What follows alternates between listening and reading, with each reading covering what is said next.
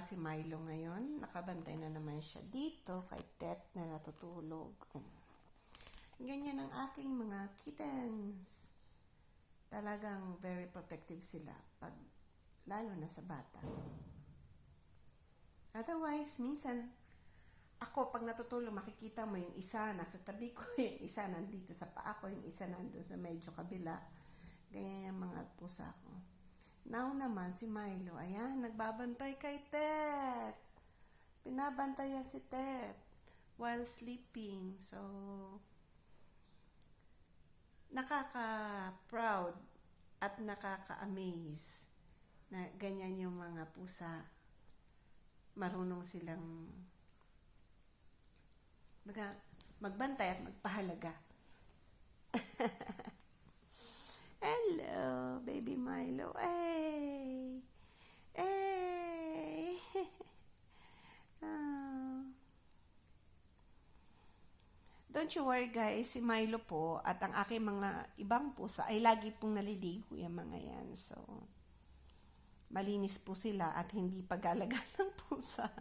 Si Milo po ay isang Persian cat at talaga sigurado ko na hindi po sila gumagala at malinis na pusa. Dito lang yan sa bahay, paikot-ikot.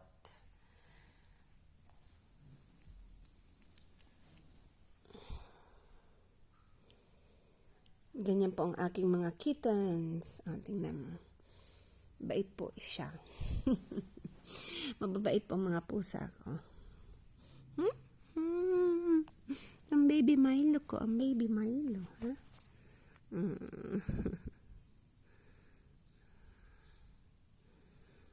Ano na naman?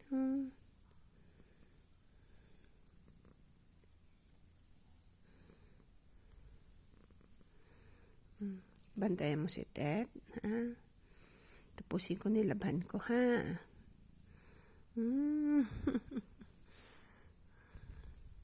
Ito ka lang kay Tet.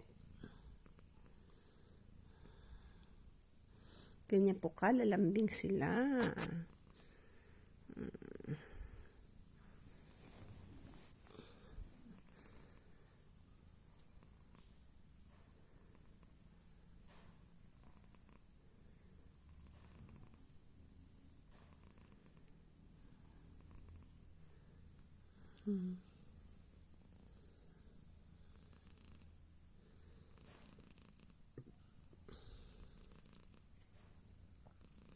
Gwapo ni Milo. Ang gwapo ni baby Milo. Ha?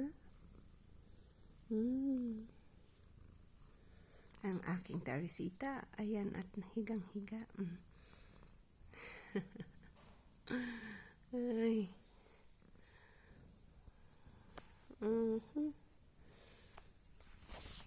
Tiyan